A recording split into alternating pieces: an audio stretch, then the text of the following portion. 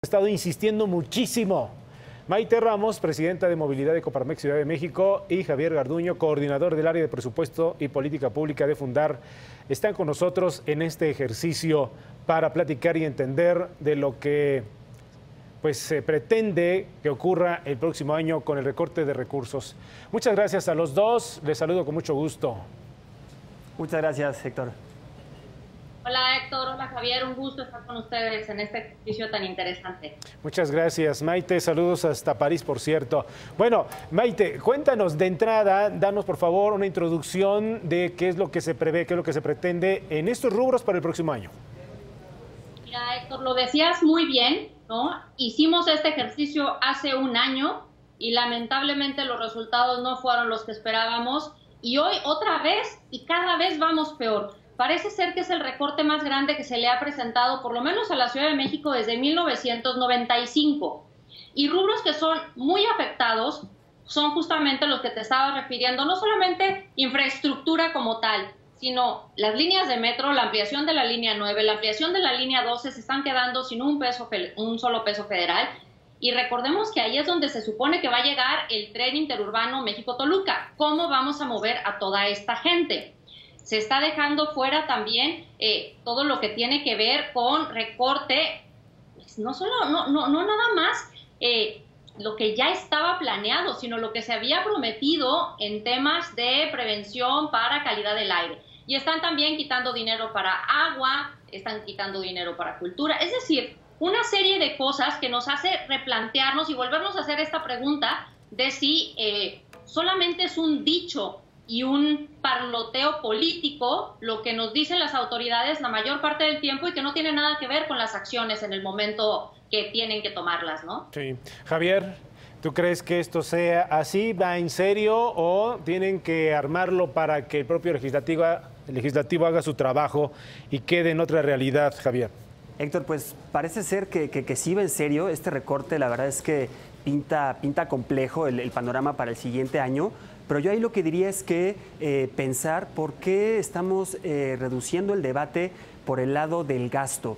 Hay que recordar que actualmente la Ciudad de México también tendría capacidad para poder hacer un ajuste también por el lado de los ingresos. Estamos viendo que a nivel federal, además del recorte presupuestario que se plantea para la Ciudad de México, también se está planteando un incremento en los ingresos tributarios y eso podría ser una solución también para la Ciudad de México. ¿Por qué no pensar en un acuerdo con los gobernadores que forman parte de la megalópolis para de esta forma, por ejemplo, regresar la tenencia? De esa manera podríamos compensar una buena parte de los recursos que la Federación ya no va a estar dando.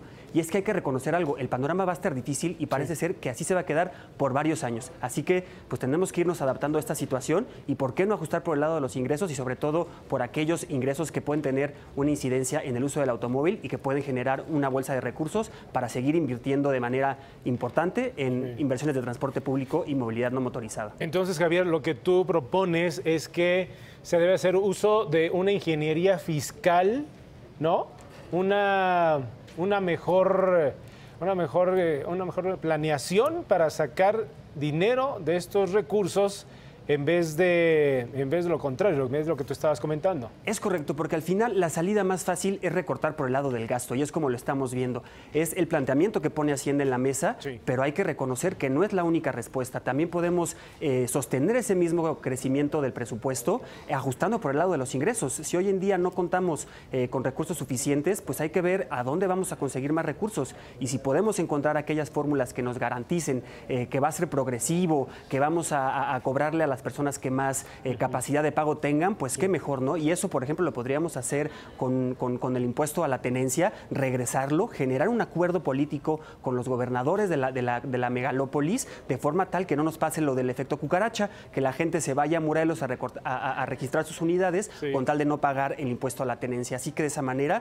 generaríamos una bolsa de recursos importantes para todas las entidades que forman parte de la megalópolis y nos permitiría invertir en algo que es urgente. Sabemos que este este es un tema que va a ser muy importante a inicios del año que viene, cuando las lluvias se acaben. Vamos a estar hablando de nueva cuenta de contingencias ambientales, de contaminación, y nos tenemos que adelantar, tenemos que empezar a plantear, como tú lo comentas, Héctor, en esta reingeniería fiscal, no solamente hablar por el lado del gasto, sino también hablar por el lado de los ingresos. ¿Quién debe pagar en esta ciudad y en las ciudades que están conurbadas a la Ciudad de México? ¿Y cómo podemos generar estos incentivos que nos permitan recaudar de manera progresiva para sostener el nivel de gasto que necesitamos para paliar el déficit de infraestructura y sobre todo de transporte que tenemos en la ciudad? Maite, pero sobre lo que está comentando Javier, pues se requiere de inteligencia, se requiere de iniciativa, se requiere de planeación, se requiere de talento para poder sacar esos recursos y que no nos vayamos a paralizar en esta materia de movilidad. Parecía que estamos hablando o estaríamos haciendo una locura al momento de estar hablando de los dos términos, pero sabes perfectamente a lo que me refiero. ¿Hay con qué para poder salir adelante en vez de estar lloriqueando? Mira, sin duda, Héctor, creo que haces una pregunta muy buena, ¿no? Y coincido con Javier, pero en lugar de que el gobierno empiece a hacer este planteamiento que tanto Javier propone como tú cuestionas bien, hoy el planteamiento que están haciendo no solamente es de no revisar ingresos y de revisar el gasto, sino que es de incrementar la deuda. Y se está hablando de incrementar la deuda de la Ciudad de México en más de 4.500 millones de pesos. Y aquí vamos a entrar en un tema muy complicado, que es la falta de transparencia que tenemos en el gobierno de la Ciudad de México. Entonces, estamos hablando de cancelar proyectos de infraestructura, de no tener los recursos, de no revisar otras opciones, como bien lo está planteando Javier, y también de buscar endeudarnos. Y te pongo un ejemplo muy sencillo que a lo mejor es muy absurdo, pero que se publicó el día de ayer y que nos va a dar una perspectiva. ¿Te acuerdas del famoso fondo del taxi de Uber y Cabify y demás, ¿no? Ya tiene 70 millones de pesos. Estamos hablando que son más de 190,000 pesos los que van a entrar a este fondo. Nadie ha dicho cómo se van a verificar, cuál va a ser la transparencia, cuándo se va a tener información. Hay una desconfianza enorme. Sí. Y entonces, cuando tú esto lo trasladas a un presupuesto como esto que está diciendo Javier, suena muy bien. Y sin duda creo que tendríamos que empezar a revisarlo y el gobierno tiene que empezar a plantearlo. Pero si no va acompañado de la mano de transparencia y rendición de cuentas, Héctor, veo muy difícil que la ciudadanía lo vaya a aceptar, cuando además, por el otro lado, la otra parte de la balanza es incrementar una deuda cada vez más complicada para la ciudad y que finalmente vamos a terminar pagando todos nosotros. Sí, sí. A ver, primero voy con Javier, después con Maite.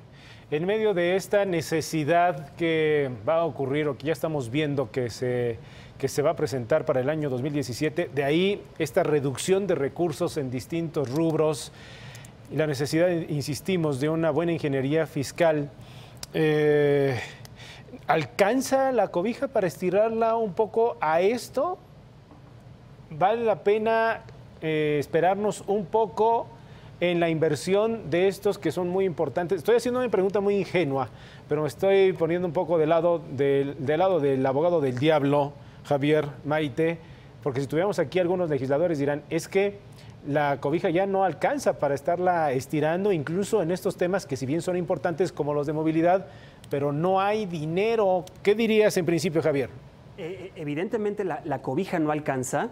Y lo que necesitamos es buscar fórmulas que nos permitan pues incrementar el tamaño de esta cobija, ¿no? Que nos permitan invertir más y bueno, la situación sí es complicada, sí hay una deuda que está creciendo. Vamos a llegar aproximadamente al 50% del PIB en los saldos históricos de requerimientos del sector público y esto es un tema preocupante que los mercados ya han reaccionado, así que si no logramos encontrar nuevas fórmulas que nos permitan ajustar por el lado de los ingresos, va a ser muy difícil. Ya veremos cómo va a estar la negociación del presupuesto en la Cámara de Diputados, seguramente muy complicado, sobre todo porque han recortado muchos de los fondos que están en el ramo 23, que es lo que permite que los diputados, que las diputadas pues tengan un mecanismo que les convenza el presupuesto para asignar recursos a sus distritos, a sus comunidades, y eso no va a existir. Entonces, la negociación va a ser complicada y sí, lamentablemente, quienes vamos a salir perdiendo en este caso, pues somos las ciudadanas, los ciudadanos, que no vamos a ver que se concreten esas inversiones sumamente necesarias en nuestra ciudad. Esto es un tema sumamente preocupante y pues bueno, estamos a la expectativa. Todavía se puede corregir la plana